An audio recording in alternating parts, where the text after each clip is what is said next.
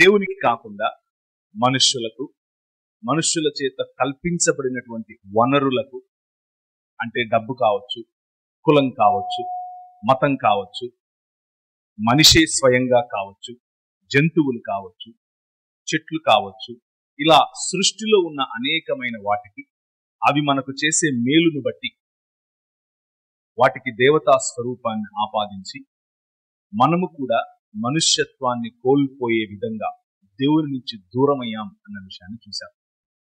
దేవుని నుంచి దూరమైన కారణం చేత, దేవునితో సంబంధం కోల్పోయిన కారణం చేత మనం బ్రతికి ఉన్నాం అనుకుంటున్నాం, కానీ జీవోత్సవాలుగా అంటే మరణపు గతిని సంతరించుకున్నాం అని చూశాం. అంటే ఒకానొక రోజు తప్పకుండా చనిపోయేటటువంటి శరీరాల్లో మనం రోజు రోజుకు చనిపోతూ వస్తున్నాం. ఒకరోజు సంపూర్ణంగా చనిపోతాం. దీనినే బైబిల్ ఏమని చెప్తుంది అంటే, మనం చేసిన పాపానికి ప్రాయశ్చిత్తంగా వచ్చింది మరణం. మనం చేసిన పాపానికి ప్రతిగా మనకి ఇవ్వబడిన జీతం మరణం అన్న విషయాన్ని బైబిల్ చెప్తారు. అలాగే ఈరోజు ఉదయం నేను ఇంకొక విషయాన్ని మీకు బైబిల్లో నుంచి ప్రస్తావించాను. ఈ మరణం నుంచి మనల్ని జయించటానికి ఎవరున్నారు, నువ్వు రాకపోతే మా గతి ఏమవుతుంది అని ప్రజలు నువ్వు గగనాన్ని చీల్చుకొని రావాలి అని చేసిన ఆర్తనాదాలు చదివి వినిపించారు యెషయా గ్రంథం నుంచి. అయితే ఒక్క మనిషి సంపూర్ణ విధేయత చూపించి మరణాన్ని సైతం జయించే విధంగా ఆ మనిషి రావటం కోసం వేచి చూస్తున్నటువంటి మానవ సమాజానికి దేవుడే స్వయంగా మానవ రూపాన్ని దాల్చి మనుజావతారిగా అమ్మ గర్భంలో నుంచి మన దగ్గరికి వచ్చాడు. నువ్వు నేను ఏ విధంగా 100% మనుష్యులమయ్యే అవకాశం మళ్ళీ ఉందో, ఎన్నటికీ చనిపోనటువంటి నిత్య జీవం పొందే అవకాశం మళ్ళీ మనకు రావాలి అంటే ఇదొక్కటే మార్గం. ఆ మార్గం యేసుక్రీస్తు అనే మార్గం అని నేను మీకు ఉదయం బైబిల్ గ్రంథంలో నుంచి చదివి చూపించాను. ఆ యేసుక్రీస్తు అనే రాజును మీకు పరిచయం చేశాను. ఆ రాజును పరిచయం చేసుకున్నటువంటి మీరు ఒకవేళ ఈరోజు ఉదయం మాట్లాడినప్పుడు వినని వారు ఇప్పుడు వింటూ ఉంటే, మీ చెవులకు ఈ మైకుల ద్వారా ఈ సందేశం వస్తూ ఉంటే, దాని వివరణ కొంచెం అవసరం కాబట్టి కొద్దిగా ఆ విషయం గురించి కూడా ప్రస్తావించే ప్రయత్నం చేస్తాను. ఈలోగా ఉదయం విన్నటువంటి వారు మళ్ళీ వాటిని నెమరు వేసుకునే ప్రయత్నం చేయండి. ఈ రాజు గొప్ప రాజు. ఈ రాజు దిగి రావాలి అని ఆలోచించుకునేటటువంటి మనుషులు దిగి రాక మునిపే, వారు ఆలోచించక మునిపే ఆయన మనుష్యులతో ఒక ప్రతిజ్ఞ చేశాడు, ఒక నిబంధనను చేశాడు. ఆ నిబంధనకు ఆయన కట్టుబడి ఉండే దేవుడు. తను ఇచ్చిన వాగ్దానానికి కట్టుబడి ఉండే దేవుడు. ఒకసారి మీకా గ్రంథం 5వ అధ్యాయం 2వ వచనం చదవండి. బెత్లెహేము, ఎఫ్రాతా, యూదా వారి కుటుంబములలో నీవు స్వల్ప గ్రామమైనను నా కొరకు ఇశ్రాయేలీయులను ఏలబోవువాడు నీలో నుండే వస్తాడు. పురాతన కాలము మొదలుకొని శాశ్వత కాలము ఆయన ప్రత్యక్షమవుతూ వస్తున్నాడు. ఈ రాజు కేవలము 2000 సంవత్సరాల క్రితం మరియ గర్భాన పుట్టినవాడు మాత్రమే కాదు. ఈ రాజు పురాతన కాలము మొదలుకొని శాశ్వత కాలము తన ప్రత్యక్షతను చూపిస్తూనే వస్తున్నాడు అని బైబిల్ గ్రంథం చెప్తోంది. ఈ రాజు పురాతన కాలం మొదలుకొని ప్రత్యక్షతను చూపిస్తూ ఉంటే ఎవరెవరికి కనిపించాడు, ఎక్కడ కనిపించాడు, ఏ విధంగా తన ప్రత్యక్షతను చూపించాడు, అలా చూపించడం వల్ల నాకు ఒరిగేదేమిటి అన్న ప్రశ్న వస్తుంది. మానవులను తిరిగి ఆయన సమాజముగా, మానవులను తిరిగి ఆయన కుటుంబముగా, మానవుల మధ్యలో తిరిగి ఆయన వచ్చి నివాసము చేసే విధంగా ఉదయం మనం చూసినట్లు ఆయన తలరాయి లేకపోతే ఆయన మూలరాయి మీ మధ్య ఆప్యాయతలను పెంచుతూ, మీ మధ్య ప్రేమను పెంచుతూ, మీ మధ్య ఒకరి పట్ల ఒకరికి ఉండాల్సిన అనురాగాన్ని పెంచుతూ, కుటుంబాలలో ఉన్నటువంటి అనురాగాన్ని పెంచుతూ, ప్రభుత్వాలకు ఉండాల్సినటువంటి బాధ్యతను పెంచుతూ, తన భుజముల మీద రాజ్యభారం మోసుకుని వచ్చినటువంటి ఈ రాజు కేవలము 2000 సంవత్సరాల క్రితం ఈ భూమి మీద నడిచాడు అని అనుకుంటే అది పొరపాటే. అది మానవుడిగా పుట్టినటువంటి సమయం. కానీ ఆయన మరియ గర్భాన పుట్టక మునుపు నుంచి కూడా, అనగా మానవ మనుగడ మొదలైనప్పటి నుంచి కూడా ఆయన నడుస్తూ వస్తున్నాడు. ఆయన పురాతన కాలము మొదలుకొని శాశ్వత కాలము తన ప్రత్యక్షతను చూపిస్తూ వస్తున్నాడు అన్న విషయాన్ని మీకు గుర్తు చేస్తున్నాను. అయితే ఆయన గురించినటువంటి, ఆయన ప్రత్యక్షతలను గురించినటువంటి అంశంలోనికి వెళ్ళటానికి ముందుగా మీకు ఒక మాట తెలియజేయాలనుకుంటున్నాను. ఆయన ప్రత్యక్షత ఈ రోజుకు కూడా తాజాగా నీ జీవితంలో అందుబాటులో ఉంది. నువ్వు కావాలి అని అనుకుంటే ఈ రోజు, ఇప్పుడు, ఈ రాత్రి నిద్రపోవటానికి ముందు ఆయన ప్రత్యక్షతను చూడాలి అని నువ్వు అనుకుంటే, ఆయనతో మాట్లాడాలి అని నువ్వు అనుకుంటే, ఆయనతో పరిచయం పెట్టుకోవాలి అని నీకు అనిపిస్తే, నీ మనసులో ఒక్క మాట చెప్పు చూడు. నువ్వేంటో పురాతన కాలము నుంచి శాశ్వత కాలము నీ ప్రత్యక్షతను చూపిస్తూ వస్తున్నావంట, మరి నాకు చూపించవా అని అడిగి చూడు. నీకు కనిపిస్తున్న మతం వేరు. ఆయన వ్యక్తిగతంగా ఒక రాజు, ఆయన రాజ్యం వేరు. నీ మతం నీ జీవితంలో నీకున్న ప్రశ్నలకు, నీకున్న ఒంటరితనానికి, నీకున్న బాధకు, నీకున్న కలిమికి, నీకున్న లేమికి, నీకున్న సంబంధంలో ఉన్న ఇబ్బందికి సమాధానం ఇవ్వలేదేమో. కానీ ఈ రాజు, ఆయన ప్రత్యక్షత ఈ రోజు అందుబాటులో ఉంది. ఆ అందుబాటులో ఉన్న ప్రత్యక్షతను కనుక నువ్వు తీసుకుంటే, నీకున్న ప్రతి సమస్యకు, నీకున్న ప్రతి ఇబ్బందికి, నీకున్న ప్రతి అనుమానానికి, నీకున్న ప్రతి అసూయకు, నీకున్న ప్రతి సంబంధంలో ఉన్న ఇబ్బందులకు ఈరోజు సమాధానం దొరుకుతుంది. నేను ఆ సమాధానం చెప్పలేకపోవచ్చు, కానీ ఆ రాజు నిన్ను ఎరిగినవాడు. 10,000 మందిలో నిన్ను చూసి నువ్వు పేరు పెట్టి పిలవగలవాడు. ఆ రాజు ఈరోజు పురాతన కాలం మొదలుకొని శాశ్వత కాలము తను చూపిస్తున్నటువంటి ప్రత్యక్షతల గురించి మీకు చెప్పే ప్రయత్నం చేస్తాను. అందులో రాబోయే ప్రత్యక్షత మీకేనేమి అన్న విషయాన్ని కూడా ముందే చెప్పి నేను మొదలు పెడుతున్నాను. ఆ రాజు పురాతన కాలము నుంచి శాశ్వత కాలము రాజ్యభారముతో నిండినటువంటి భుజములతో ఏలటానికి, ప్రపంచాన్ని ఏలటానికి రాబోతున్నాడు అని చెప్పినటువంటి ఆ రాజు ఎప్పుడొచ్చాడు, ఎవరికి వచ్చాడు అని ఆలోచిస్తే ఒక్కసారి మోషేని అడిగి చూడాలి. మోషే అనేటటువంటి ప్రవక్త ఇశ్రాయేలీయులు, అనగా ప్రపంచంలోనికి ఈ మానవుడు, ఈ దివ్య మానవుడు, ఈ ప్రపంచ మానవుడు, ఈ విశ్వమానవ సమాజాన్ని నిర్మించడానికి రానయున్న మానవుడు వస్తాడు, నేను మిమ్మల్ని రక్షిస్తాను అని చెప్పటానికి ముందుగా ఆ మానవుడు మాట్లాడినటువంటి ఒకానొక ప్రవక్త ఈ మోషే. ఈ మానవుడు ఈ ప్రపంచంలోనికి మనిషిగా పుట్టక మునుపు దాదాపు 1400-1500 సంవత్సరాల క్రితం ఐగుప్తు అనే దేశంలో బానిసత్వంలో ఉన్నాడు. బానిసత్వంలో ఉన్నటువంటి ఈ వ్యక్తి ఆయనను చంపాలి అని రాజు ఆలోచిస్తే తన తల్లి ఆయనను దూరంగా పంపిస్తూ, ఆమె ఆయనకు దాయి అయి పెంచినటువంటి ఒక దాసుడి అయినప్పటికీ రాజవంశంలో పెరిగిన వ్యక్తి. ఆ రాజవంశంలో పెరిగినటువంటి వ్యక్తి అన్యాయం తన కళ్ళ ఎదుట జరుగుతూ ఉండగా అన్యాయాన్ని జయించటం కోసం అన్యాయం అనే దారినే వెతికినటువంటి వ్యక్తి. అన్యాయాన్ని జయించటానికి ముళ్ళును ముళ్ళుతోనే తీయాలి అన్న ఆలోచనతో, వైలెన్స్ తోనే నేను చంపుతాను అన్న ఆలోచనతో ఇశ్రాయేలీయులకు, లేకపోతే దాసులకు ఏదో సహాయం చేస్తున్నాను అనుకుని తానే ఒక క్రిమినల్ గా, తానే ఒక చట్టరీత్యా నేరం చేసిన వాడిగా నిలిచిపోయిన వ్యక్తి. కానీ ఆ వ్యక్తి 40 సంవత్సరాలు గొర్రెలు మేపుకున్న తర్వాత, ఆయన నేర్చుకున్న విద్యాభ్యాసం అంతా 40 సంవత్సరాలు అన్లర్న్, మరిచిపోయేట్లుగా దేవుడు గొర్రెలు మేపించిన తరువాత ఆయనకు ప్రత్యక్షమయ్యాడు. ఆయన ప్రత్యక్షతను గురించి ఒకసారి నిర్గమాకాండం 3వ అధ్యాయంలో మీరు చూడొచ్చు. నిర్గమాకాండం 3వ అధ్యాయం. ఒకసారి మోషే తన గొర్రెలను తీసుకుని అక్కడ ఉన్నటువంటి పర్వతం దగ్గరికి వెళ్ళాడు. పర్వతం మీదకి ఎక్కాడు.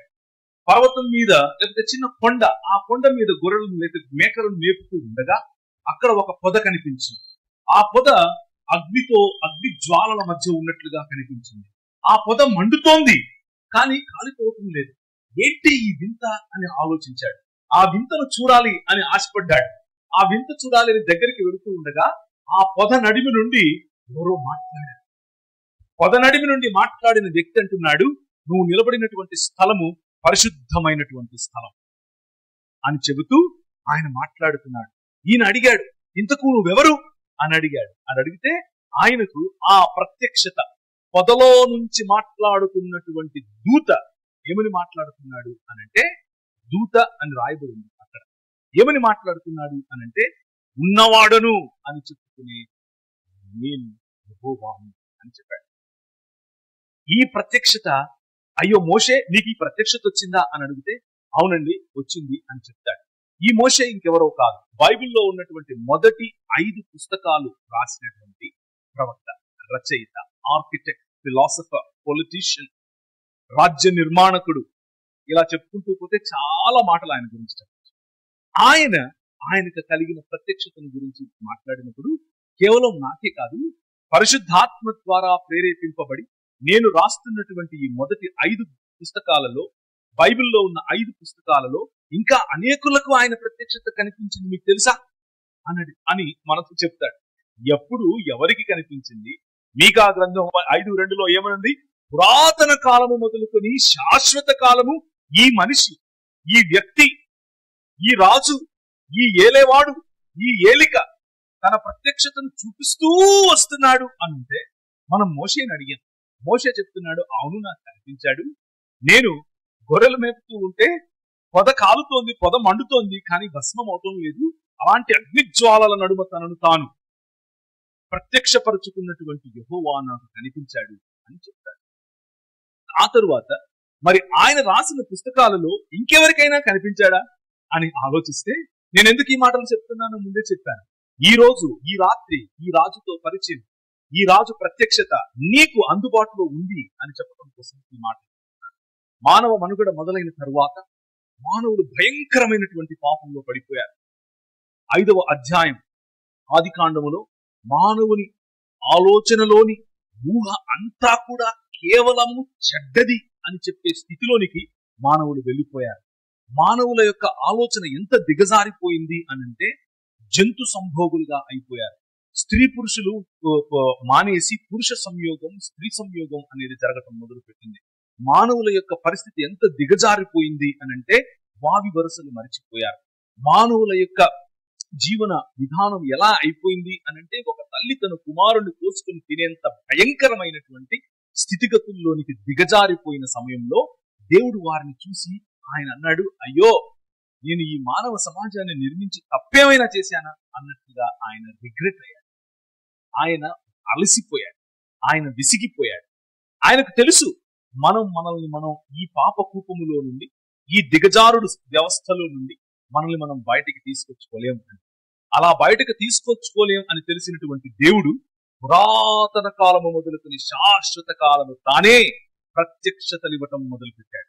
తానే ప్రజలతో మాట్లాడటం మొదలుపెట్టాడు. అయితే దీనికి ఒక ఉద్దేశ్యం ఉంది సుమా, మతం కట్టడం కోసం కాదు. దీని వెనుకున్నటువంటి ఉద్దేశం మానవ నిర్మాణం. మళ్ళీ మానవులను కట్టాలి, మళ్ళీ మానవులను నా కుటుంబంలో చేర్చుకోవాలి, మళ్ళీ మానవులను నేను మొదట చేసినట్లుగా నా స్వరూపము, నా పోలిక చొప్పున నన్ను పోలి నడుచుకునే, నా గుణలక్షణములను ప్రతిబింబించే విధంగా మానవులను మళ్ళీ కట్టాలి అన్నటువంటి సంకల్పం. ఈ సంకల్పం మళ్ళీ భూమ్యాకాశములను కలిపే సంకల్పం.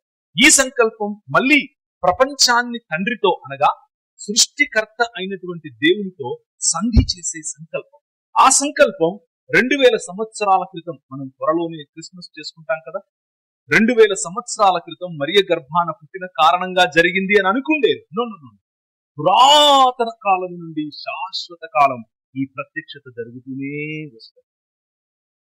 అలా మానవులు గతించిపోయే స్థితిలో ఉన్నప్పుడు ఆ మానవులను తిరిగి నిర్మించటం కోసం, ఆ మానవుల మధ్య మళ్ళీ ప్రేమ నెలకొల్పటం కోసం, ఆ మానవుల మధ్య మళ్ళీ సత్సంబంధాలు తీసుకుని రావటం కోసం, ఆ మానవుల మధ్య మళ్ళీ గౌరవప్రదమైనటువంటి, ఒకరి పట్ల ఒకరికి చిన్న చూపు లేని సమాజాన్ని నిర్మించటం కోసం, కుల నిర్బంధాలు లేని సమాజాన్ని నిర్మించటం కోసం, మత ప్రాతిపదికన ప్రజలను చంపుకునే ఈ వ్యవస్థ నుంచి విడిపించటం కోసం ఆయన నూతన సృష్టి కార్యాన్ని మొదలుపెట్టాడు.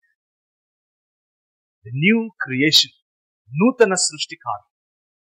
ఆయన చేసిన సృష్టిలో నుండి ఈ సృష్టి యావత్తును మానవుడు దేవుణ్ణి తిరస్కరించటం కారణం చేత మానవుడు తీసుకుని వెళ్లి తన అధికారాన్ని ఈ లోక సంబంధమైనటువంటి మర్యాదకు లేకపోతే అంధకార సంబంధమైన దురాత్మ సమూహములకు ఇస్తే దాని కారణంగా మరణాన్ని మనం సంతరించుకుంటే ఈయన పురాతన కాలము నుండి శాశ్వత కాలము తన ప్రత్యక్షతను చూపిస్తూ వస్తున్నటువంటి ఈయన ఈ అంధకార సంబంధమైన దురాత్మ సమూహముల చేతిలో నుండి విడిపించడం కోసం నూతన సృష్టి పునరుత్థానము చెందినటువంటి సృష్టి కార్యాన్ని మొదలుపెట్టారు. ఆ కార్యం కోసం మొట్టమొదటిగా నోహు అనే వ్యక్తిని ఎన్నుకున్నారు. నోహు అనే వ్యక్తిని ఎన్నుకుని ఆయన కుటుంబం ద్వారా నూతన సృష్టిని మొదలుపెట్టాడు. నూతన మానవ వ్యవస్థను మొదలుపెట్టాడు. నూతన మానవ సంబంధాలకు ఆయన తెరలేపాడు. నూతన మానవ సంబంధాలకు తెరలేపినటువంటి ఆ నోహుకు ఆయన వాక్ ప్రత్యక్షతనిచ్చాడు. ఆయన డైరెక్ట్ గా కనిపించలేదు, వాక్తో మాట్లాడు. వాక్ ప్రత్యక్షతలో నోహు అని అన్నాడు. చిత్తం ప్రభా చెప్పు సవాం అన్నాడు. నేను నీకు చెప్తున్నాను ఈ పని చేయి అని ఒక టాస్క్ ఇచ్చాడు, ఒక పనినిచ్చాడు. ప్రపంచమంతా కూడా ఏ సమాజం అయితే ఇప్పుడు నాకు దూరమై మరణాన్ని సంతరించుకుంటోందో ఆ సమాజంలో నుండి నీ కుటుంబం ద్వారా నేను ఒక నూతన సమాజాన్ని నిర్మిస్తాను. దానికోసం నువ్వు ఒక ఓడను కట్టు అని అన్నాడు. నోహుతో చేసిన మొట్టమొదటి నిబంధన, దేవుడు చేసిన నిబంధన, నేను హతమార్చే దేవుణ్ణి కాదు సుమా. అనేక మతాలు చెప్పినట్లుగా క్రైస్తవ మతంలోనూ కొంతమంది మాట్లాడుతున్నట్లుగా ఆయన చంపే దేవుడు కాదు సుమా. ఆయన ఈ ప్రపంచాన్ని ఈ సృష్టిని దహించి ఎక్కడికో తీసుకెళ్లిపోవటం కోసం కాదు సుమా. ఆయన చేసిన సృష్టిని బాగుంది అన్న దేవుడు, చాలా బాగుంది అన్న మనుషులను మళ్ళీ నిర్మించటం కోసం ఆయన నోహుని ఎన్నుకున్నాడు. నోహు ద్వారా ఆయన ఒక నిబంధన చేశాడు. నేను సంహరించడం కోసం కాదు, పునర్నిర్మాణం కోసం ఈ పని చేస్తున్నాను. ఆ కుటుంబములో నుంచి అనేక కుటుంబాలు వచ్చాయి. అనేక కుటుంబాలు ప్రపంచాన్ని అంతా కూడా విస్తరించిపోయాయి. ఆ రోజుల్లో ప్రపంచంలో ఒక గొప్ప చరిత్రలో మీరు వెనక్కి కనుక వెళ్ళి పుస్తకాలను తిరిగేస్తే ఒక గొప్ప రాజ్యం వచ్చింది, ఒక గొప్ప నాగరికత వచ్చింది. ఆ నాగరికత పేరు మెసొపొటేమియా నాగరికత. ఆ మెసొపొటేమియా నాగరికతలో ఊరు అనేటటువంటి ఒక ఊరు, తెలుగు ఊరు కాదు, వేరే కల్దీయుల భాషలో ఊరు అనేటటువంటి ఊరు. ఆ ఊళ్ళో ఒక వ్యక్తి తన ఇంటిల్లాదులందరూ కలిసి కూడా వనరులకు, మనము సృష్టించుకున్నటువంటి వనరులకు, అవే మనల్ని పాలిస్తున్న రాజులు, దేవుళ్ళు, కాపరులు అని అనుకున్న రోజుల్లో వాక్ ప్రత్యక్షతనిచ్చి పట్టుకున్నటువంటి దేవుడు నోవహును ఏ విధంగా అయితే పట్టుకున్నాడో అలాగే ఇంకొక వ్యక్తిని పట్టుకున్నాడు. తన సృష్టి నూతన సృష్టిగా మారటానికి మనుష్యులను ప్రతిబింబముగా ఎన్నుకునే దేవుడు. మనుష్యులను సంహరించటం కోసం కాదు, మనుష్యులను ఉద్ధరించటం కోసం వచ్చేటటువంటి పురాతన కాలము నుండి శాశ్వత కాలము కలుగుతున్నటువంటి ప్రత్యక్షత. ఆయన ఇంకెవరో కాదు, అబ్రహాము అనే వ్యక్తి. మెసొపొటేమియా అనే ఈ ప్రాంతంలో, మెసొపొటేమియా అనే ఈ నాగరికత ఉన్నటువంటి రోజుల్లో నోవహు తరువాత అబ్రహాము అనే వ్యక్తిని పట్టుకున్నాడు. అబ్రహాము అనే వ్యక్తిని పట్టుకున్నటువంటి దేవుడు ఆయనకు కూడా మొదట వాక్ ప్రత్యక్షతనిచ్చాడు. 12వ అధ్యాయం ఆదికాండము 12వ అధ్యాయం మొదటి నుంచి ఎవరైనా చదవాలి. యెహోవా నీవు లేచి నీ దేశము నుండి నీ బంధువుల వద్ద నుండి నీ తండ్రి ఇంటి నుండి బయలుదేరి నేను నీకు చూపించు దేశమునకు వెళ్ళుము. నేను గొప్ప జనముగా చేసి నిన్ను గొప్ప జనంగా చేస్తాను, నిన్ను ఆశీర్వదిస్తాను, నీ నామాన్ని గొప్ప చేస్తాను, నీవు ఆశీర్వాదంగా ఉంటావు, నిన్ను ఆశీర్వదించిన వారిని ఆశీర్వదిస్తాను, నిన్ను దూషించే వారిని శపిస్తాను. భూమి యొక్క సమస్త వంశాలు నీ ద్వారా నీ యందు ఆశీర్వదింపబడునని. ఈ విషయంలోనికి వెళ్ళటానికి ముందు ఆ ప్రత్యక్షతను గురించి ఒక మాట చెప్తాను. మీలో మీ కొరకు ఆశీర్వాదకరంగా ఉండే మీ స్థానిక పరిచారకుడు, మీ స్థానిక సేవకుడు ఆయన గుర్తు చేసుకోండి. దేవుడు సేవకులను ఈ విధంగా పిలుస్తాడు. నీ ద్వారా అనేకులకు ఆశీర్వాదం అని పిలుస్తాడు. నీ ద్వారా ఈ ప్రపంచాన్ని ఆశీర్వదిస్తాను అని పిలుస్తాడు. నీ ద్వారా ఈ కృష్ణపట్నాన్ని ఆశీర్వదిస్తాను అని పిలుస్తాడు. దేవుని పిలుపు ఇతరులను బాధ పెట్టేది కాదు. దేవుని పిలుపు ఇతరుల నాశనం కోరుకునేది కాదు. దేవుని పిలుపు ఇతరుల కంటే నేను హెచ్చుగా ఉండాలి అని కోరుకునేది కాదు. దేవుని పిలుపు, మీ సేవకుని యొక్క పిలుపు ఈ కృష్ణపట్నాన్ని ఆశీర్వదించేది. ఆయన ద్వారా ప్రతి వంశము, ఇక్కడున్న ప్రతి వంశము ఆశీర్వదింపబడాలి అని ప్రార్థనలు చేసే పిలుపు. మీకోసం, మీరు పుట్టినప్పుడు, ప్రతి బర్త్డేలకు, మీ ఇంట్లో ఫంక్షన్స్, ఎవరైనా అకాలంగా మరణం చెందితే ప్రతి సమయంలో మీకు అంటి పెట్టుకుని ఉండి మీకు ఆశీర్వాదకరంగా ఉండేటటువంటి మీ కాపరి, అది దేవుని పిలుపు. అన్ని విడిచిపెట్టుకొని మీకోసం నిలబడే పిలుపు. ఇది దేవుని ప్రత్యక్షత యొక్క పర్యవసానం. దేవుని ప్రత్యక్షత కలిగితే నీవు కూర్చున్న నువ్వు ఈ కృష్ణపట్నానికి, చుట్టుపక్కల ఉన్నటువంటి గ్రామాలకు, ప్రతి వంశానికి ఆశీర్వాదం అవుతావు. నీ నోట పలికే ప్రతి మాట ఆశీర్వాదముగా ఉంటుంది. మైకుల్లో నుంచి వింటున్న వారికి కూడా ఈ మాట చెప్తున్నారు. ఈ రాజును తెలుసుకోండి, మీరు కాలు పెట్టిన చోటు ఆశీర్వాదకరంగా మారుతుంది. మీరు పలికే ప్రతి పలుకు ఆశీర్వాదకరంగా మారుతుంది. మీరు ముట్టిన ప్రతి వ్యక్తి ఆశీర్వాదకరంగా ఉంటాడు. మీ ఆర్థిక, మీ సామాజిక, మీ దినచర్యలో ప్రతి క్షణం ఆశీర్వాదకరంగా ఉంటుంది. ఇది దేవుని పిలుపు, దేవుని ప్రత్యక్షతకు వచ్చేటటువంటి పర్యవసానం. అబ్రహాము జీవితంలో నూతన సృష్టి కార్యానికి సంబంధించిన రెండవ ఒడంబడిక, రెండవ నిబంధన ఆయన చేశాడు. నేను నిన్ను ఆశీర్వదిస్తాను, ఈ భూమి మొత్తాన్ని ఆశీర్వదిస్తాను, నీ ద్వారా ప్రతి వంశాన్ని ఆశీర్వదిస్తాను, ప్రతి కులాన్ని ఆశీర్వదిస్తాను, ప్రతి మతాన్ని ఆశీర్వదిస్తాను, ప్రతి రంగాన్ని ఆశీర్వదిస్తాను. నువ్వు ఎక్కడెక్కడ నీ పిల్లలు వెళితే అక్కడక్కడ ఆశీర్వాదాన్ని తీసుకుని మరి వెళతారు అంటూ చెప్పుకొచ్చాడు.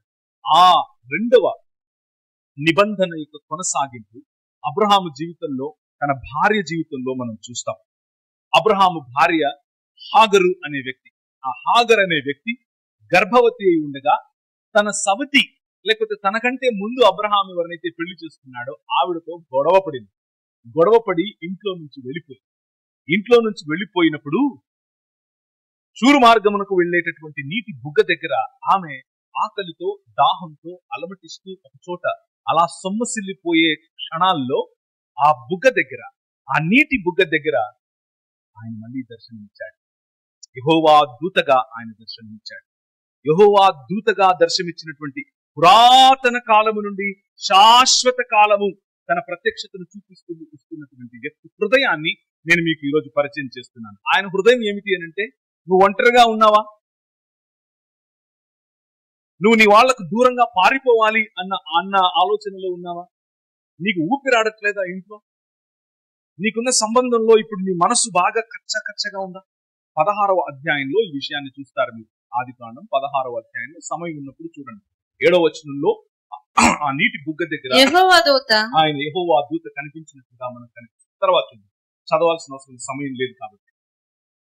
ఆయన హృదయం, ఈ రాజు హృదయం ఏంటి అని అంటే, పురాతన కాలము నుండి శాశ్వత కాలము తన ప్రత్యక్షతను చూపిస్తూ వస్తున్నటువంటి ఈ రాజు హృదయం ఏమిటి అని అంటే, నీవు తను ఆశీర్వదించినటువంటి వ్యక్తి యొక్క కుటుంబములో ఉన్నా, తను ఆశీర్వదించినటువంటి వ్యక్తికి దూరం అవుతూ ఉన్నా, తను ఆశీర్వదించే వ్యక్తిని, ఆ వ్యక్తి నుంచి దూరం పారిపోవాలి అని అనుకుంటూ ఉన్నా, పోతే పోనీలే అని అనుకునే రాజు కాదు. ఈ రాజు నీ ఒంటరితనంలో, నీ అక్కరలో, నీ అనారోగ్యంలో, నీ ఆర్థిక లేమిలో నేను అలా వదిలివేసేవాడు కాదు. ఆయనకేం పని లేక ఆ రోజు హాగరును పలకరించింది ప్రణాళిక. ఈ రాజుకు స్త్రీల పట్ల ఉన్న ప్రత్యేకమైన ప్రణాళిక, ఈ రాజుకు బలహీనుల పట్ల ఉన్న ప్రత్యేకమైన ప్రణాళిక, ఈ రాజుకు ఒంటరి అయిపోయిన ప్రతి మనిషి పట్ల ఉన్న ప్రత్యేకమైన ప్రణాళిక. ఈరోజు కూర్చున్న మీలో కానీ, వింటున్న వారిలో కానీ, ఒకవేళ నేను ఒంటరిని అయిపోయాను, నా బంధుమిత్రులు నన్ను వదిలేశారు, నా ఆకలిలో, నాకున్న రోగంలో, నాకున్న ఆర్థిక ఇబ్బందుల్లో ఒక్కరు కూడా చేయి పట్టరే అని ఆలోచిస్తూ ఉంటే, ఈ రాజు ప్రత్యక్షత మీకు సిద్ధంగా ఉంది. ఆనాడు తూరు మార్గము గుండా వెళ్లే ఆ బుగ్గ దగ్గర, నీటి బుగ్గ దగ్గర హాగరును కనుక్కున్నటువంటి ఈ రాజు, ఈ యెహోవా దేవుడు మీ జీవితంలో ప్రత్యక్షత ఇవ్వడానికి ఈరోజు సిద్ధంగా ఉన్నాడు. మీరు చేయాల్సిందల్లా ఏమిటి అని అంటే, ఈ హృదయాన్ని విప్పి ఆయన నాకు నాకు ప్రత్యక్షతనిస్తావా అని అడిగితే sir, he's available right here right now today. ఇది మూడవ ప్రత్యక్షత. రెండవ ఆయన చేసిన నిబంధనలోనే ఉన్నటువంటి ఇంకొక. అలాగే అబ్రహాము ఒక రోజు మమ్రే దగ్గర ఉన్న సింధూర వనంలో ఆ చెట్టు కింద జల్దరు అనుకుంటారు, మస్తకృష్ణుడు, దాని కింద కూర్చుని ఉన్నాడు. అలా కూర్చుని ఉన్నప్పుడు ముగ్గురు వ్యక్తులు ఆయన దగ్గరికి వచ్చారు. ఆ ముగ్గురు వ్యక్తులు రావడం చూసి ఈయన సాష్టాంగపడి, మీరు వెళ్ళడానికి వీల్లేదు, భోంచేసి వెళ్ళండి అని అన్నాడు. భోంచేసి వెళ్ళండి అని అంటే ఆ ముగ్గురు ఆగిపోతే వెళ్లి తన భార్యతో భోజనం వండించుకుని తీసుకుని వచ్చి వీళ్లను తన ఇంటికి తీసుకుని వెళ్లి గుడారములోనికి భోజనం పెట్టాడు. భోజనం పెడితే ఆ ముగ్గురు వ్యక్తుల్లో ఇద్దరు దేవదూతలుగా వాళ్ళను వాళ్ళు పరిచయం చేసుకున్నారు. వాళ్ళు అక్కడి నుంచి వెళ్ళిపోయారు. ఒక వ్యక్తి ఆయన ఇంకెవరో కాదు, పురాతన కాలము మొదలుకొని శాశ్వత కాలము ప్రత్యక్షమవుతూ వస్తున్నటువంటి ఈ రాజే అని తన్ను తాను ఆయన బయలుపరుచుకుని తన భార్య అయినటువంటి అప్పటికే వృద్ధురాలైపోయినటువంటి సారను ఆశీర్వదిస్తూ అంటాడు, 1 సంవత్సరం తిరగక ముందే నేను మళ్ళీ వస్తాను, నువ్వు పండంటి బిడ్డను అంటావు అని చెప్పాడు. ఆశీర్వాదం, ఆశీర్వాదం. నేను గొడ్రాలునైపోయాను అని అనుకుంటున్నావా? ఆయన ప్రత్యక్షత ఇప్పుడు ఇక్కడ ఈ రోజు రెడీగా ఉంది. ఇంట్లో పోరు భరించలేకపోతున్నాను అని అనుకుంటున్నావా? అందరూ అనే మాటలు వినలేక నేను అసలు ఏం చేయాలో అర్థం కాలేదు అని అనుకుంటున్నావా? ఆయన ఇప్పుడు ఇక్కడ ఈ రోజు నీ జీవితంలో కార్యం చేయడానికి సిద్ధం. ఇప్పుడు ఇక్కడ ఈ రోజు ఆయన రాజ్య ఫలములను నీకు పంచడానికి ఆయన సిద్ధం. ఆయన ప్రత్యక్షత నీకు సిద్ధంగా ఈ రోజు ఇప్పుడు నీకు అందుబాటులో ఉంది.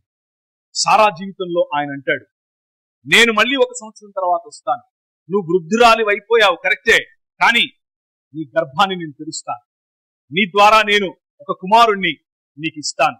అబ్రహాముకు ఇంకొక కుమారుడు పుడతాడు, ఆయన పేరు ఇస్సాకు అని చెప్పాడు. ఆ ఇస్సాకు పుట్టి పెరిగి పెద్దవాడైన తర్వాత ఇస్సాకును తీసుకుని అబ్రహాం బయలుదేరాడు. ఇంకొక ప్రత్యక్షత చెప్పినాడు.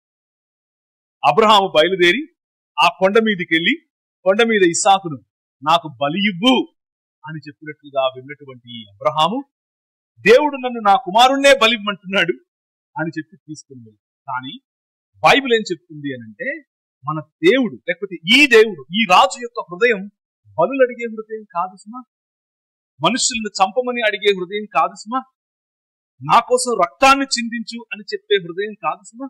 అది అర్థం చేసుకున్నటువంటి, నీ ద్వారా ప్రపంచాన్ని ఆశీర్వదిస్తాను అని చెప్పినటువంటి నిబంధనను గుర్తుపెట్టుకున్నటువంటి ఈ అబ్రహాము పిల్లవాడిని తీసుకుని వెళ్ళి బలి సైతం ఇవ్వడానికి విధేయత చూపిస్తాడు. ఆ సమయంలో మళ్ళీ పైనుంచి ఒక స్వరం, మళ్ళీ ఆయన మాట్లాడటం మొదలు పెడతాడు. ఈసారి కూడా మళ్ళీ వాక్ ప్రత్యక్షతే. వాక్ ప్రత్యక్షతలో అబ్రహాముతో మాట్లాడుతూ అంటాడు, ఆ పిల్లవాడి మీద చేతులు చేయి వేయద్దు అని అంటాడు. నువ్వు నీ మనసులో ఎప్పుడైతే నాకు నీ పిల్లవాడిని సైతం ఒక్కగానొక్కడైన నీ కుమారుని సైతం ఇవ్వటానికి నువ్వు ఎప్పుడు వెనకాడలేదో, ఆ క్షణమే నువ్వు దేవునికి భయపడువాడవని ఇందువలన నాకు కనబడుచున్నది అని ఎవరు చెప్తున్నారు? 22వ అధ్యాయంలో మీరు చూస్తారు. ఎవరు చెప్తున్నారు? యెహోవా దూతగా, దేవుడే యెహోవా దూతగా బయలుపడుతూ ఉన్నటువంటి పురాతన కాలము మొదలుకొని శాశ్వత కాలము తన ప్రత్యక్షతను చూపిస్తూ వస్తున్నటువంటి వ్యక్తి మాట్లాడుతూ నాకు తెలిసింది, నీ ద్వారా నేను ఈ ప్రపంచాన్ని ఆశీర్వదిస్తాను అనుకున్నాను కదా, నువ్వేమో నీ పిల్లవాడిని ఇవ్వటానికి సైతం నువ్వు సిద్ధపడుతున్నావు కదా, నా హృదయం అలాంటిది. నీకోసం, మానవ సమాజాన్ని తిరిగి నిర్మించటం కోసం, మానవ సమాజాన్ని తిరిగి పునరుత్థానములోనికి తీసుకుని వెళ్ళటం కోసం, ఇంకెప్పుడూ మరణించినటువంటి నిత్య జీవములో మిమ్మల్ని నిలబెట్టడం కోసం నా కుమారుణ్ణి సైతం నేను ఇచ్చేటటువంటి ప్రత్యక్షతను నీకు ఇస్తున్నాను అని చెప్పాను. ఆ రాజు గొప్పతనం మీకు ఈరోజు పరిచయం చేసే ప్రయత్నం చేస్తున్నాను. 2వ నిబంధన, ప్రపంచాన్ని నేను తిరిగి నిర్మిస్తాను. ఇలా ప్రత్యక్షమైన దేవుడు, ఇలా ప్రత్యక్షమైన యెహోవా దూత ఇంకెవరో కాదు, ఆ దేవుడు ఇదే అబ్రహాముతో మాట్లాడుతున్నాడు. 400 పైచిలుకు సంవత్సరాలు నీ పిల్లలు వేరే దేశంలో బానిసలుగా ఉంటారు. బానిసలుగా ఉన్న నీ పిల్లలను మళ్ళీ నేను తీసుకుని వస్తాను. ఈ కనాను ప్రాంతంలో ఉన్న ప్రజలకు 400 పైచిలుకు సంవత్సరాలు వారి పాపముల నుండి వాళ్ళు మారు మనస్సు పొందటానికి సమయం ఇస్తున్నాను. కానీ వాళ్ళ మనసులు మారకపోతే, కానీ వాళ్ళు నా వైపుకు తిరగకపోతే, కానీ వాళ్ళు న్యాయమును జరిగించకపోతే, కానీ వారు కనికరమును ప్రేమించకపోతే, ఇంకా వారు వారి పిల్లలను మొలకకు అర్పిస్తే, బలులుగా అర్పిస్తే, పిల్లలను చంపుకుంటే, అగ్నిగుండం గుండా నడిపిస్తే, స్త్రీలను మాకంటే తక్కువ వారు అన్న చిన్న చూపు చూస్తే, ఇలా భయంకరమైన అన్యాయము సమాజంలో విస్తరిస్తే, వారి మధ్యలో మిమ్మల్ని తీసుకొచ్చి ఒక రాజ్యంగా మిమ్మల్ని నిలబడతాను అని చెప్పి పంపించాడు. ఆ అబ్రహాము కుమారుడు ఇస్సాకు తరువాత పుట్టినవాడే యాకోబు. యాకోబు వృద్ధుడైపోయాడు, ఇక చనిపోయే స్థితిలో ఉన్నాడు. చనిపోయే స్థితిలో ఉన్న యాకోబు ఇప్పుడు ఒకరి తర్వాత ఒకరు తన పిల్లలని పిలుస్తున్నాడు. అప్పటికే బానిసత్వంలోనికి, లేకపోతే అప్పటికే ఐగుప్తులోనికి వారు వెళ్ళిపోయారు. ఐగుప్తులోనికి వెళ్ళిపోయినటువంటి ఆ పిల్లల మధ్య యాకోబు వృద్ధుడై యోసేపును పిలిచి ఆశీర్వదిస్తున్నాడు. ఇప్పుడు చూడండి, ఆదికాండం 48వ అధ్యాయం 15-16 వచనాలు. ఆ దూత ఎవరో ఇక్కడ మనకు స్పష్టంగా తెలుస్తుంది. అంతట యోసేపును దీవించి, నా పితరులైన అబ్రహాము ఇస్సాకులు ఎవని ఎదుట నడుచుచుండిరో ఆ దేవుడు నేను పుట్టినది మొదలుకొని నేటి వరకు ఎవడు నన్ను పోషించెనో ఆ దేవుడు అనగా సమస్తమైన కీడులలో నుండి నన్ను తప్పించిన దూత ఈ పిల్లలను ఆశీర్వదించునుగాక. నా పేరు ఆనాడు హాగరుతో మాట్లాడిన దూత, ఆనాడు ఆకాశమందుండే అబ్రహామును తన కుమారుడైన ఇస్సాకును చంపకుండా ఆపిన దూత, ఆనాడు అగ్ని పొదలో నుండి మాట్లాడినటువంటి దూత ఎవరితో? మోషేతో. ఇంకెవరో కాదు, స్వయంగా దేవుడు, స్వయంగా యెహోవాగా పరిచయం చేసుకునేటటువంటి దేవుడు. ఆ దేవుడు నన్ను నా కాపరి అని చెప్తున్నాడు. ఆ దేవుడు సమస్తమైన కీడుల నుంచి నన్ను విడిపించేవాడు అని చెప్తున్నాడు. ఆ దేవుడు నాకు అన్నం పెట్టి పోషించిన వాడు అని చెప్తున్నాడు. ఆ దేవునితో ఉన్న దగ్గరి సంబంధాన్ని యాకోబుతో ఎలా ఉందో ఒకసారి చూడండి. అయితే మైకుల ద్వారా వింటున్న, ప్రాంగణంలో ఉన్న మీకు నేను చెప్పే ఒక ప్రధానమైన అంశం, ఈ రాజు, ఈ దేవుడు, ఈ దూతగా, యెహోవా దూతగా మీ ముందు ప్రత్యక్షమవుతాను. పురాతన కాలము నుండి శాశ్వత కాలము తన ప్రత్యక్షత అందుబాటులో ఉంది అని చెప్పాను కదా. ఈ రోజు నీ ప్రయాణంలో, ఈ రోజు నీ ఆకలిలో, ఈ రోజు నీ సమస్తమైన కీడులలో, ఈ రోజు నీ పోషణ కోసం ఆయన యాకోబుకు ఎలా అందుబాటులో ఉన్నాడో అలా నీకు కూడా అందుబాటులో ఉన్నాడు. ఆ యాకోబు పిల్లలైనటువంటి ఇశ్రాయేలును ఒక రాజ్యముగా నిర్మించి ఇశ్రాయేలుకు ఒక నిబంధన చేశాడు. ఇశ్రాయేలుకు చేసిన నిబంధనను ఈ రోజు మధ్యాహ్నం మనం చదివాం. 33వ అధ్యాయం ద్వితీయోపదేశ కాండంలో, ఇశ్రాయేలు నీ భాగ్యం ఎంత గొప్పది, యెహోవా రాజుగా గల నీ భాగ్యం ఎంత గొప్పది. అన్యజనులు నీ ఎదుట ఏం చేస్తారు? వేషములు వేస్తారు. కానీ నువ్వేం చేస్తావు? వారి ఎత్తైన స్థలములను తొక్కుతావు. ఈ ప్రపంచంలో ఉన్నటువంటి అన్యాయం, ఈ ప్రపంచంలో ఉన్నటువంటి కనికర లేమిని, ఈ ప్రపంచంలో తమను తాము హెచ్చించుకునే మానవత్వం నుండి ఈ ప్రపంచానికి వెలుగుగా, ఈ ప్రపంచానికి ఒక దీపస్తంభముగా, ఈ ప్రపంచానికి కనికరాన్ని పంపించేటటువంటి ఒక సమాజముగా, మానవ సమాజముగా మిమ్మల్ని నిర్మిస్తాను అని 3వ నిబంధన ఇశ్రాయేలుతో చేశాడు. ఒకే నిబంధనే, ఆ నిబంధన యొక్క కొనసాగింపే. మొదట నోవహుతో, రెండవది అబ్రహాముతో, మూడవది అబ్రహాము పిల్లలైనటువంటి ఇశ్రాయేలుతో, నాలుగవది ఆ ఇశ్రాయేలు యొక్క, లేకపోతే ఇశ్రాయేలుకి ఇచ్చినటువంటి నిబంధన మోషే ద్వారా వచ్చింది. అది నేను ఆల్రెడీ మనం పొదలో మండుతున్నటువంటి యెహోవా దూతను గురించి మనం మాట్లాడాం. నాలుగవది దేవుడు చేసినటువంటి రాజుగా నేను వస్తాను, రాజుగా నేను ఏలతాను అని దావీదుతో చేసిన నిబంధన. దావీదు ఈ ఇశ్రాయేలు నుంచి వచ్చినటువంటి ఒక రాజు. ఆ రాజు దేవుడిని ఒక రోజు అడిగాడు, అయ్యా మరి నాకేమో ఇంత పెద్ద ఇల్లు కట్టుకున్నాను, నీకేమో ఇల్లు లేదు కదా, నువ్వేమో ఇంకా గుడారాల్లో ఉంటావేమిటి, నేను నీకోసం ఒక మందిరం కట్టాలనుకుంటున్నాను అనంటే దావీదుతో చేసిన నిబంధన, నువ్వు కడతావు, నువ్వు కాదు, నీ కుమారుడు కడతాడు. నీ కుమారుడు అనంటే సొలొమోను అని ఈయన అనుకున్నాడు. కానీ విశ్వమానవులను నిర్మించటానికి మీరే తన ఇల్లుగా, మీరే తన మందిరముగా, మీ మధ్య నివాసము చేయటానికి, మనం ఉదయం చూసినట్లుగా ఎఫెసీయులకు రాసిన పత్రిక 2వ అధ్యాయంలో, మీ మధ్య ఆయన మూలరాయి మిమ్మును నిర్మించటానికి ఒక మందిర నిర్మాణం చేయటం కోసం, ఆయన గృహ నిర్మాణం చేయటం కోసం మీరే తన ఇల్లుగా ఏర్పరచుకున్నటువంటి ఆ మందిరము అనే నిబంధన, నా గృహము అనే నిబంధన ఆయన దావీదు ద్వారా చేశాడు. ఆ 4వ నిబంధన తరువాత దావీదు యెష్షయికి వేరు మరియు చిగురు. దావీదు తండ్రి అయినటువంటి యెష్షయికి వేరు అనగా మూలం, చిగురు అనగా ఆయన నుంచి వచ్చే రాజు. ఆ రాజు గురించే మీరు ఇంతవరకు యూదా గ్రంథం 5:2 చదివారు. బెత్లెహేము ఎఫ్రాతా, యూదా వారి వంశములలో నీవు స్వల్ప గ్రామం అనుకుంటున్నావేమో, కానీ నా కోసం ఇశ్రాయేలును ఏలబోవాడు. ఇశ్రాయేలును ఎందుకు ఏలాలి? ప్రపంచానికి వెలుగుగా, దీపస్తంభముగా నిలబెట్టి ప్రపంచం యావత్తును ఆశీర్వదించడం కోసం ఇశ్రాయేలు తండ్రి అయినటువంటి అబ్రహాముకు చేసినటువంటి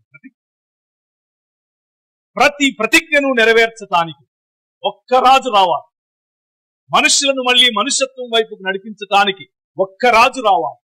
మనుషులలో ప్రేమ నింపటానికి ఒక్క రాజు రావాలి, మనిషి రావాలి. ఆయన పురాతన కాలము మొదలుకొని శాశ్వత కాలము ప్రత్యక్షత చూపిస్తూ ఉంటే ఎన్నేళ్ల మనిషి అయి ఉంటాడు ఈయన? ఎంత వృద్ధుడై ఉంటాడు ఈయన? ఆయన ఇంకెవరో కాదు, సర్వలోకములను పరిపాలించే, సకల భూమ్యాకాశములను నిర్మించినటువంటి, ఆయన లేకుండా ఇంకేది కలుగలేదు అని చెప్పినటువంటి మన ప్రభు అయిన యేసుక్రీస్తు. ఆ ప్రభు అయిన యేసుక్రీస్తు ఈ రాత్రి తన ప్రత్యక్షతను నీకు చూపించడానికి సిద్ధంగా ఉన్నాడు. ఆయన ప్రత్యక్షతలో ఒక్కసారి గనక నీ మనసులోనికి ఆయనను ఆహ్వానిస్తే, నీ జీవితంలోనికి ఆయనను ఆహ్వానిస్తే, నీ కుటుంబంలోనికి ఆయనను ఆహ్వానిస్తే, నీ ఇంటిలోనికి ఆయనను ఆహ్వానిస్తే, నేను ఇంతవరకు చెప్పిన ప్రతి ప్రతిజ్ఞ విశ్వమానవ నిర్మాణంలో ఆయన నీతో కలిసి నీకు పోషకుడుగా, నీకు మార్గదర్శిగా, నీ సంబంధములను సరిచేసేవాడుగా, నీ ఆర్థిక ఇబ్బందుల్లో, నీ ఒంటరితనంలో హాగరుతో నిలబడినట్లుగా నీతో నిలబడతాడు. యాకోబును పోషించిన విధంగా నిన్ను పోషిస్తాడు. తన తల్లిదండ్రులను, తన ఇంటిని, తన దేశాన్ని విడిచి ఒక రాజ్యం కడతాను నువ్వు రా అని పిలిస్తే అబ్రహాము ఏ విధంగా అయితే విధేయత చూపించాడో అలా నువ్వు విధేయత కనుక ఈ రోజు రాత్రి చూపిస్తే నీ ద్వారా ఈ కృష్ణపట్నాన్ని, నీ ద్వారా ఈ చుట్టుపక్కల ప్రాంతాలను, నీ ద్వారా ఈ రాజమండ్రి ప్రాంతాన్ని, నీ ద్వారా ఈ ఆంధ్రప్రదేశ్ ను ఆశీర్వదించడానికి ఆయన సిద్ధం. నీ ద్వారా అనేకమైన అద్భుత కార్యాలు చేయడానికి ఆయన సిద్ధం. కేవలం నువ్వు ఆశీర్వదించబడటం కోసమే కాదు, నీ ద్వారా ఈ ప్రపంచాన్ని నిర్మిస్తాడు. నీ ద్వారా నీ బంధుమిత్రులను నిర్మిస్తాడు. నువ్వు మాట్లాడిన చోట ఆశీర్వాదం, నువ్వు నడిచిన చోట ఆశీర్వాదం, నువ్వు పలికిన మాట ప్రజల జీవితాన్ని కడుతుంది. నీలో ఉన్న ఈ ఆత్మ దేవుడు చేసే ఈ కార్యానికి, ఆయన పిలుస్తున్నటువంటి ఈ పిలుపుకు ఒకవేళ ఆయన ప్రత్యక్షతను కోరుకుంటే నీ జీవితంలో ఆ ప్రత్యక్షత కారణం చేత నీకు నీ జీవితానికి కూడా ఆయన వచ్చి నీ జీవితంలో ఆయన పని చేయాలి అని అనుకుంటే ఈరోజు రాత్రి నీకు సమయం. సంఘముగా ఉన్న మనకు ఈరోజు రాత్రి ఆయనను గనక ఆహ్వానిస్తే, ఎన్నో సంవత్సరాలుగా దేవుని మందిరంలో భాగమైనప్పటికీ, దేవుని మందిరంలో నువ్వు వస్తూ ఉన్నప్పటికీ ఈ రాజు యొక్క గొప్పతనం మీకు అర్థం కాకపోతే ఒకసారి 48వ అధ్యాయం యెషయా గ్రంథం 12 నుంచి 16 వరకు చదివి చూసే ప్రయత్నం చేద్దాం.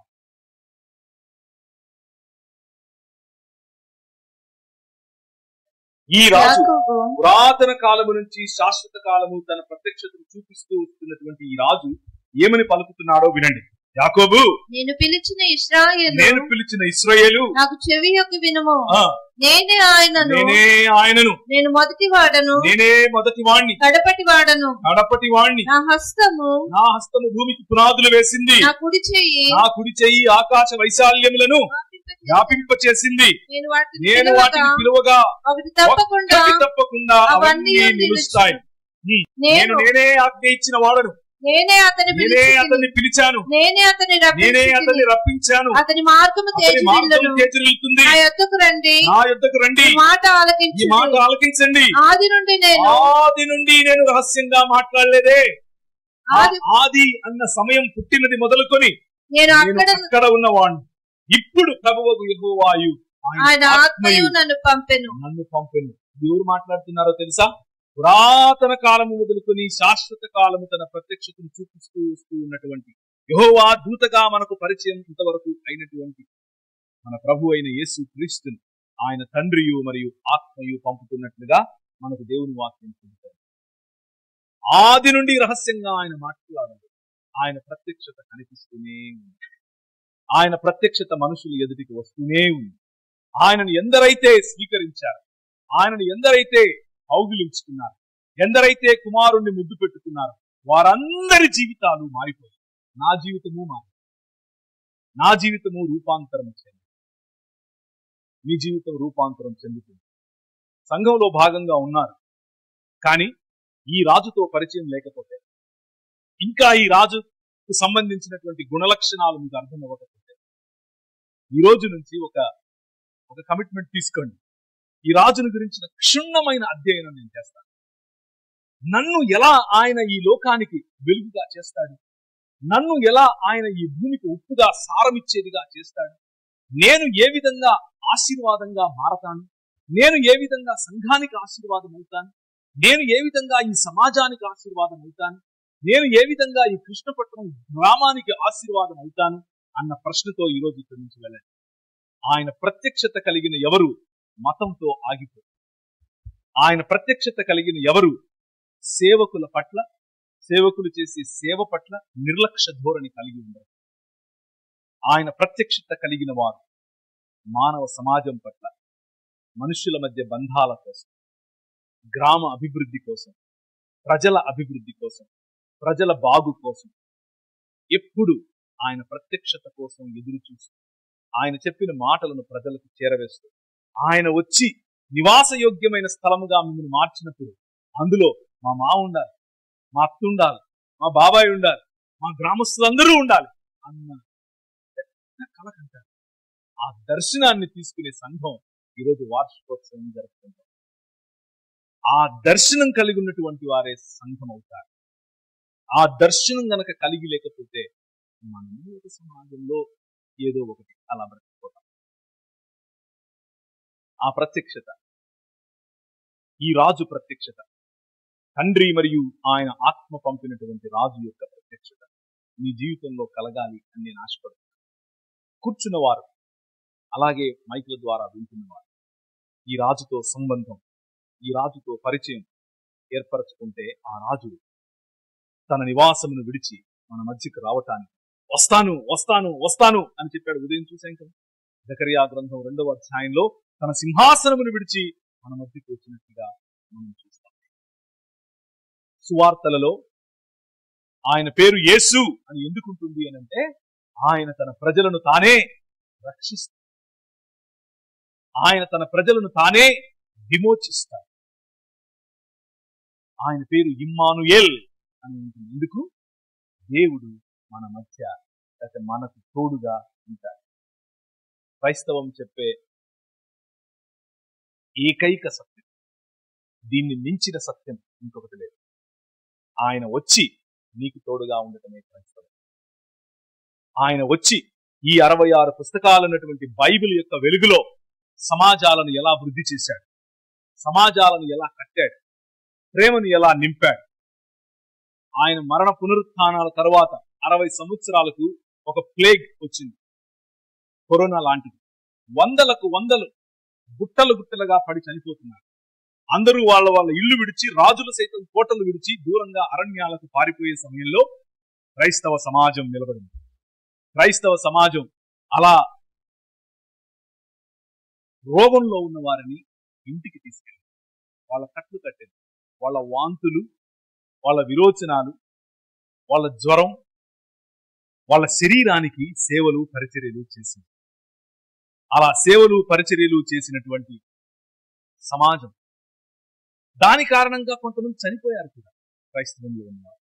కానీ విడిచిపెట్టలేదు. కారణం ఏమిటి అనంటే 66 పుస్తకాలు ఉన్నటువంటి బైబిల్ సమాజం, బైబిల్ యొక్క ప్రత్యక్షతలో ఈ రాజుతో పరిచయం, ఈ రాజు పరిచయం ఏం చేస్తుంది అనంటే దీనమైన వారికి, అవసరతలో ఉన్నవారికి, అక్కరలో ఉన్నవారికి ప్రాణాలు పోయినా సరే సహాయపడతాం అని నేర్పిస్తుంది.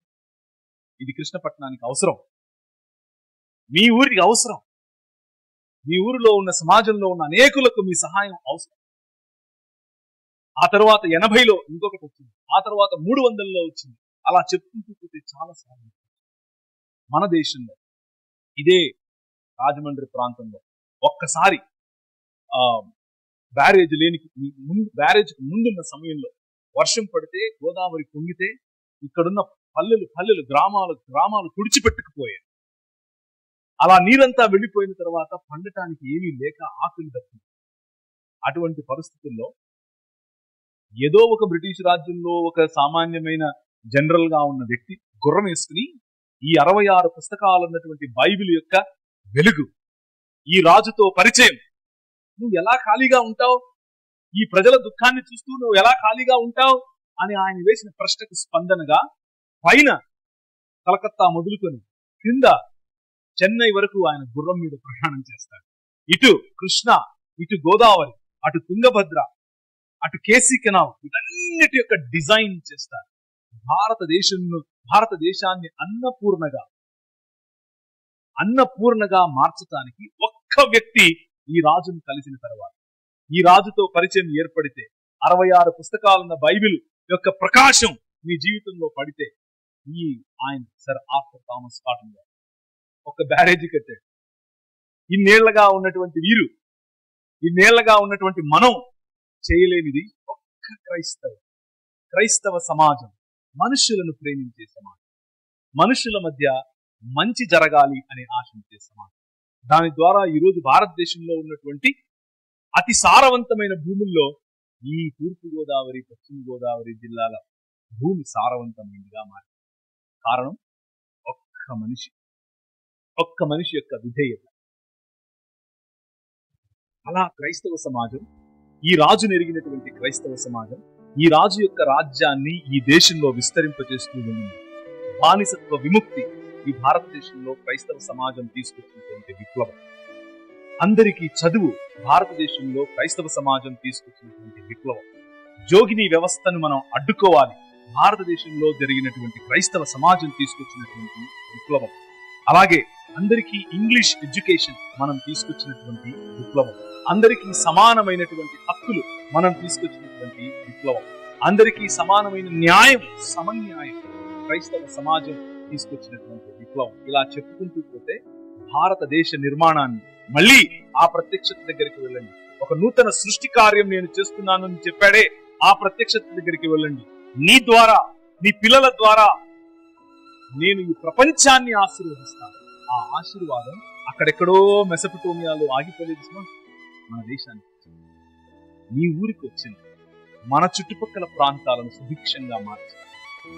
ఈరోజు రాత్రి మతం అన్నటువంటి ఆలోచనను పక్కన పెట్టి ఎవరో ఒక వ్యక్తిట, ఆయన పురాతన కాలం మొదలుకొని శాశ్వత కాలం తన ప్రత్యక్షతను చూపించాడు.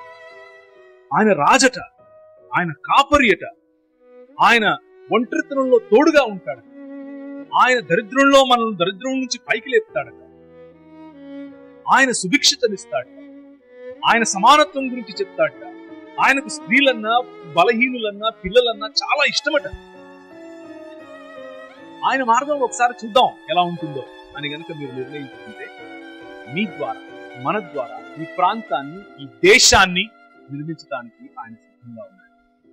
ఒకవేళ కూర్చున్న మీరు, అలాగే మైకుల ద్వారా వింటున్న వారు, మీకేమైనా ప్రశ్నలు ఉంటే స్థానికంగా ఉన్న సేవకుని అడిగి చూడండి.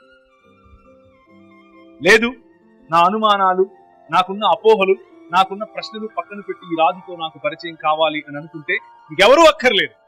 ఒక్కసారి మీ మనసును తెరిచి ఈ రాజును ఆహ్వానించండి. పురాతన కాలం మొదలుకొని శాశ్వత కాలము నీ ప్రత్యక్షత ఉండదు కదా, మరి ఈరోజు నాకు ఇస్తావా అని అడుగుతుంది. మీ జీవితాన్ని మారుస్తాడు. ఒకే ఒక్క మాట, నీవు ఈ లోకమునకు వెలుగై ఉన్నావు అన్న ఒక్క మాటతో నా జీవితాన్ని మార్చాడు. ఈ మతం అన్నా, ఈ మతం ప్రజలన్నా ఏవగింపుతో నేను నా జీవితాన్ని మార్చాను, తలక్రిందులు చేశాను. దేశానికి, సమాజానికి ఉపయోగపడకపోయినా కనీసం నా ద్వారా సిగ్గు తెచ్చుకునే సమాజంగా ఉండకుండా నన్ను మార్చాను. నీ జీవితంలో మార్పు సాధ్యం, నీ జీవితంలో అద్భుతం సాధ్యం, నీ జీవితంలో సక్సెస్ సాధ్యం, నీ జీవితంలో దేవునితో మరియు సాటి మనిషితో సంబంధం మళ్ళీ సాధ్యం. కళ్ళు ఉంచుకుంటే ప్రార్థన. నేను చెప్పినట్లుగా నా సమయంలో నేను ముగిస్తున్నాను. కానీ ప్రశ్న అలాగే ఉంది. తలలో ఉంచుకుని ఒక్క నిమిషం, కేవలం ఒక్క నిమిషం అడుగుతున్నాను మీ దగ్గర. విన్నటువంటి ఈ 45-50 నిమిషాలు ప్రాంగణంలో ఉన్న మైక్ ద్వారా వింటూ ఉంది. ఈ రాజుతో, ఈ వ్యక్తితో నీకు సంబంధం ఉందా? వ్యక్తిగతమైనటువంటి సంబంధం. ఈ రాజుతో నువ్వెప్పుడైనా మాట్లాడావా?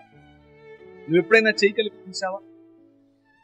నువ్వెప్పుడైనా ఆయనతో సంభాషించావా? ఆయన హృదయాన్ని తెలుసుకునే ప్రయత్నం చేశావా? ఆయన నిన్ను విశ్వమానవ విప్లవంలో ఒక భాగంగా చేయాలనుకుంటున్నాడు. మనుష్యులు రూపొందించుకున్నటువంటి కల్పిత కథల నుండి నిన్ను విడిపించి మానవ కళ్యాణం కోసం నిన్ను నిలబెట్టాలనుకుంటున్నాడు. నీ జీవితం ద్వారా అనేకులను ఆశీర్వదించాలనుకుంటున్నాడు. దానికి ముందు నువ్వు ఆశీర్వదించాలి. ఆ రాజు ఈరోజు నీ పక్కన నిలబడుకొని would you like to travel with me అని అడుగుతున్నాడు. నువ్వు నాతో కలిసి నడుస్తావా అని అడుగుతున్నాడు. నీకు ఇష్టమైతే ఈరోజు ఆ రాజుతో ఒక్క మాట చెప్పు, ఆ దేవునితో ఒక్క మాట చెప్పు. పురాతన కాలం మొదలుకొని శాశ్వత కాలము నీ ప్రత్యక్షత ఉందట. భూమి ఆకాశములకు పునాది నువ్వు వేశావట. నువ్వు పిలిస్తే అన్ని వచ్చి నిలబడేటటువంటి, కలిగి ఉన్నది ఏది నువ్వు లేకుండా కలగలేదు అని చెప్తూ ఉంటే నా పట్ల నీకు అంత ఇంట్రెస్ట్ ఎందుకు? సరే, ఒక్కసారి నేను నీతో నడిచి చూస్తా. సరే, నువ్వు నా జీవితంలోకి వస్తే నేను ఎలా బ్రతుకుతానో చూస్తాను. ఈ సవాలు గనక నువ్వు స్వీకరిస్తే నీ జీవితం మారబోతుంది. గొప్పగలిగిన తండ్రి, మా మధ్యలో ఉండి మీరు మాట్లాడుతున్నారు. పరిశుద్ధాత్మ దేవుని యొక్క చలనం, పరిశుద్ధాత్మ దేవుని యొక్క స్పర్శ, పరిశుద్ధాత్మ దేవుని యొక్క తాకిడి మరియు ప్రభా పరిశుద్ధాత్మ దేవుని యొక్క మాటలు మా హృదయాల్లో నుండి సాతానుడు దొంగిలించగలరు. నేను మీ కొరకు, మీరిచ్చిన పిలుపు కొరకు, మీరు చేస్తున్నటువంటి నూతన సృష్టి కార్యంలో భాగస్థులమయ్యే కొరకు మా జీవితాలను మార్చిన మేము మీకు అంకిత భావంతో బ్రతికే భాగ్యాన్ని దయచేయండి. యేసు నామమున ప్రార్థిస్తున్నాము.